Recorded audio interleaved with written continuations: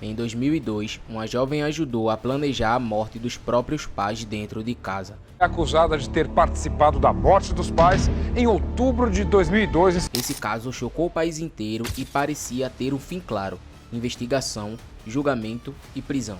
Mas não terminou ali, e é justamente o que aconteceu depois que torna essa história ainda mais perturbadora.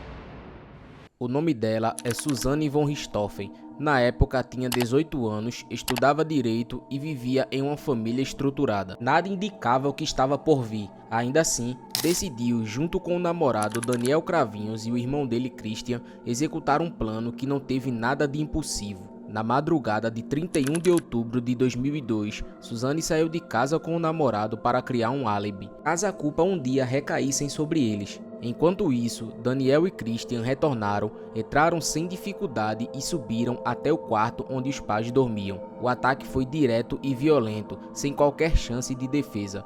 Depois disso, a cena foi alterada para simular um assalto. A ideia parecia simples, mas começou a falhar rápido, principalmente porque várias pistas foram deixadas para trás. A polícia percebeu inconsistências logo no início. A cena não combinava com o latrocínio típico. Os depoimentos mudavam e o comportamento de Suzanne levantava ainda mais suspeitas. No dia do enterro, que foi parcialmente televisionado, algo já chamou a atenção. Suzanne estava completamente arrumada e impecável. Isso gerou questionamentos imediatos. Poucos dias depois, ela foi vista em momentos de lazer, o que fez a suspeita aumentar ainda mais. E a partir daí, a versão desmoronou. A verdade veio à tona em poucos dias. Houve confissão por parte de Christian. A gente entra no quarto, ele vai direto pro Manfred. Na hora que eu vou na Marisa, eu simplesmente não faço. Eu vou pra janela e fico. O crime não veio de fora, veio de dentro da própria casa. O impacto foi enorme. O caso dominou o país e se tornou um dos mais marcantes da história recente. Suzanne foi julgada e condenada a quase 40 anos de prisão.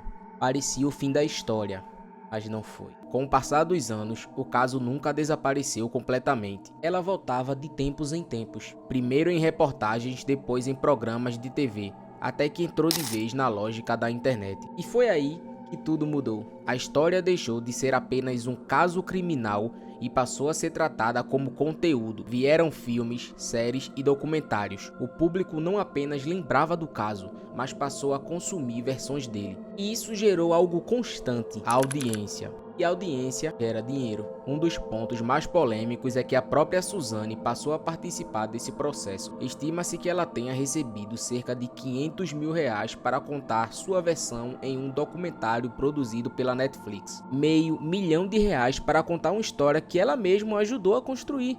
Isso nos leva a uma pergunta inevitável: por que isso acontece? Depois de sair da prisão, Suzanne passou a reconstruir sua vida fora do sistema penal. Criou uma loja virtual chamada Sua Entrelinhas, que ultrapassou os seus 100 mil seguidores. Ou seja, além de visibilidade e fama, existe engajamento real. Existe público acompanhando e consumindo. Porque não é mais sobre o crime, é sobre o que vem depois dele. Como alguém envolvido em um caso desse tamanho consegue transformar essa exposição em retorno financeiro? E o mais importante, quem está sustentando tudo isso? A resposta é simples, porém desconfortável. Existe gente assistindo, existe gente clicando em documentários, existe gente seguindo nas redes sociais, existe gente comprando, ou seja, existe interesse. A mídia não cria isso do nada, ela responde ao que dá retorno.